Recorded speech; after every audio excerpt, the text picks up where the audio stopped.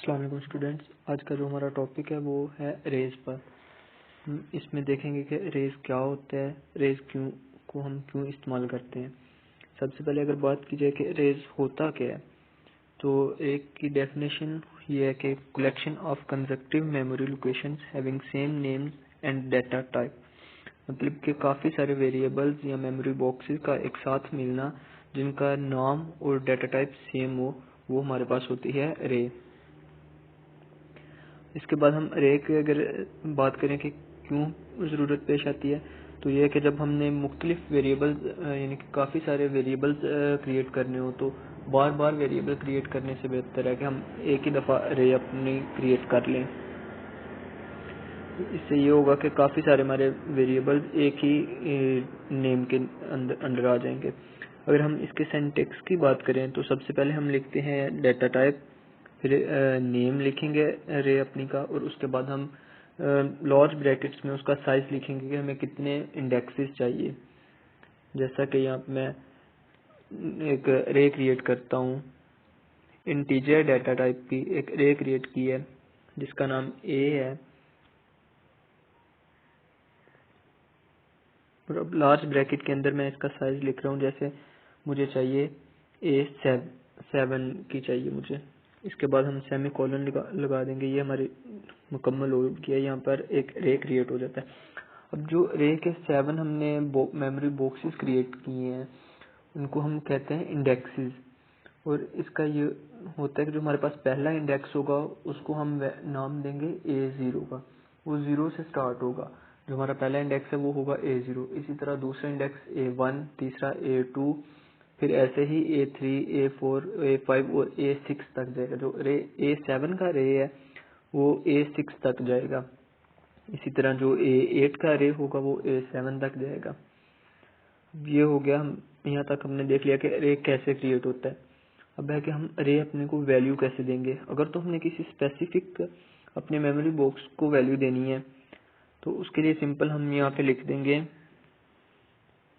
यहाँ पे हम अपने लिखेंगे अरे वो इंडेक्स का नंबर लिखेंगे। जैसे A2 में हम वैल्यू स्टोर करना चाहते हैं, तो इज इक्वल टू 3। ये हमारी A2 में वैल्यू स्टोर हो जाएगी। इसी तरह अगर हम A0 में वैल्यू स्टोर करना चाहते हैं, A लिखना, यहाँ पे इसका इंडेक्स लिख देना, किस इंडेक्स में हम स्टोर करना चाहते हैं, इक्वल लगा के 5। ये A0 में वैल्यू स्टोर हो गई। ये हो गई कि हम रे में वैल्यू कैसे स्टोर करते हैं। अगर हमने सारों रे की एक साथ ही वैल्यू स्टोर करनी है, तो फिर हम ऐसा करेंगे कि इसके आगे ही करली ब्रैकेट लगाएंगे और अपने तरतीब वाइज हम एक सीक्वेंस के हिसाब से अपनी सारी रेज में वैल्यू क्रिएट कर देनी है। जैसे 1 ये हो जाएगी A0 की वैल्यू, फिर कोमा लगा के 2 ये A1 की वैल्यू हो जाएगी, ये A2 की वैल्यू हो जाएगी,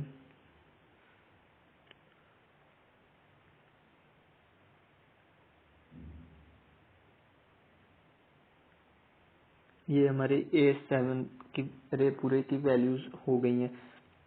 ये वो तरतीब से वैल्यू स्टोर हो जाएंगी। जैसे जो 1 है ये हमारी A0 इंडेक्स के अंदर स्टोर हो जाएगी, 2 A1 इंडेक्स के अंदर स्टोर हो जाएगी। इसी तरह ये सारी स्टोर हो जाएंगी।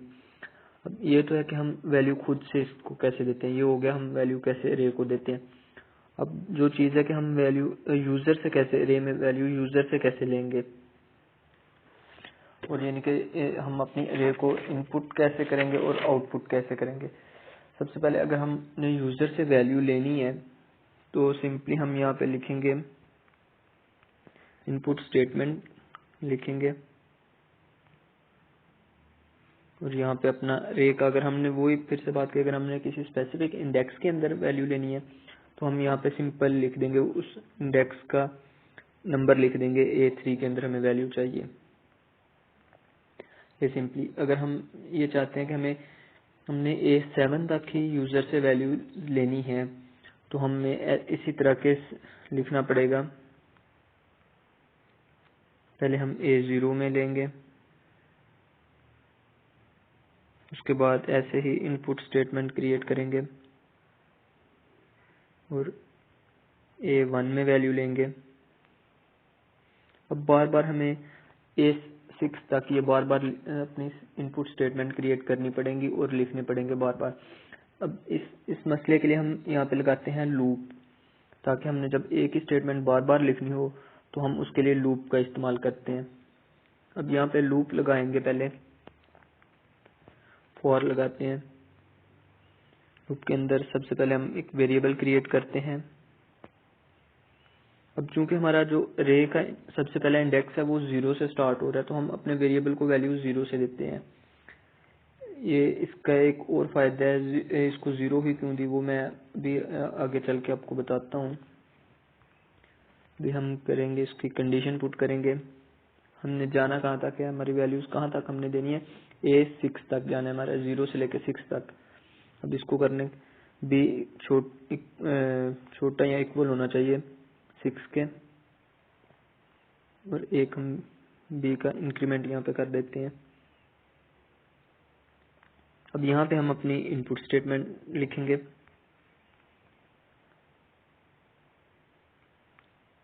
अब हमने इंडेक्स के अपने जो भी इंडेक्स हमारा 0 से स्टार्ट हो रहा है, तो हमें बार बार ये लिखना पड़ेगा, पहले A0 हो फिर इंडेक्स हमारा अगला आ जाए। इसके लिए हम इस्तेमाल करेंगे वेरिएबल। यहाँ पे हम A के अंदर जो इंडेक्स का नंबर लिखेंगे उसकी जगह हम यूज करेंगे वेरिएबल।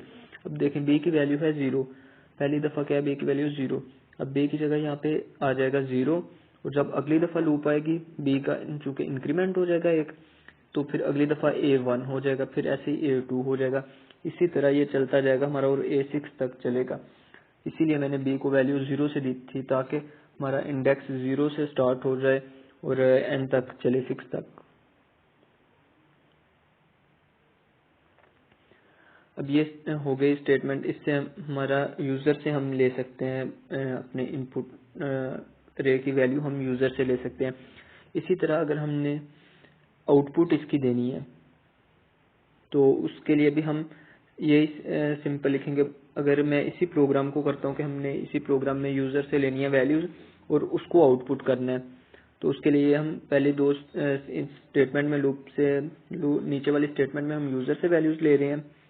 उसके बाद हम करेंगे यहाँ पे सी आउट करेंगे। अब हमारे जैसे A7 है, यानी कि 7 इंडेक्सेस है हमारे पास, तो अब हमें सी आउट स्टेटमेंट भी ऐसे 7 दफा लिखनी पड़ेगी। इसके लिए हम जैसे इनपुट स्टेटमेंट 7 दफा लिखनी पड़ती है और उससे बचने के लिए हम लूप लगा लेते हैं। इसी तरह आउटपुट स्टेटमेंट में भी हम लूप का इस्तेमाल करेंगे। जैसे फॉर, यहाँ पे एक वेरिएबल ले लेता हूँ D0। इसको भी मैंने वैल्यू 0 की इसीलिए दी है ताकि हमारा जो नीचे जब हम आउटपुट स्टेटमेंट लिखेंगे तो उसमें भी हम A के आगे जो अपना लिखेंगे इंडेक्स उसमें 0 से स्टार्ट हो और हम उसमें वेरिएबल D ही लिख देंगे। अब यहाँ पे D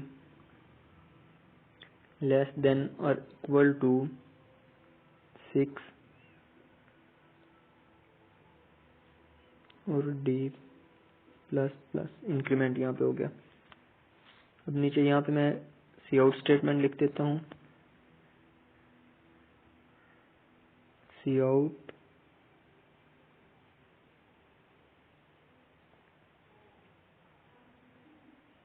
यहाँ पे अब वैल्यूज जो भी हमारी यूजर हमें स्टोर करेगा वो इधर आउटपुट पे हमें शो हो जाएंगी जब हम ये लिखेंगे। अब डी लिखा है ना, तो इससे होगा ये कि जब यूजर हमें वैल्यू असाइन करेगा तो जो भी वैल्यू हमारी होगी वो इधर आ जाएगी। जब हम लिखेंगे अपना रे का नाम लिखेंगे और इसके अंदर हम कर देंगे ये वेरिएबल अपना लिख देंगे।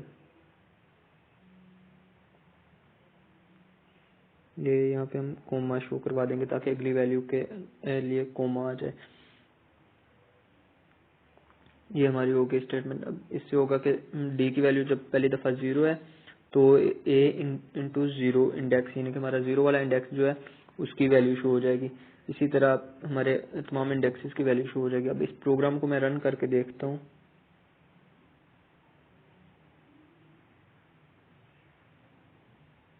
ये जब हम रन करेंगे ये हम वैल्यू हमसे मांग रहा है जो कंपाइलर हमारा। हम वैल्यू जैसे देते हैं 1 2 3 4 5 6 7, ये हमारे 7 इंडेक्सेस की वैल्यूज हमने दे दी और ये नीचे हमारे 7 इंडेक्सेस की वैल्यू शो हो रही है यहाँ पे। ये 1 2 3 4 5 6 7 ये आउटपुट हो गई और वो ऊपर इनपुट वाली हो गई।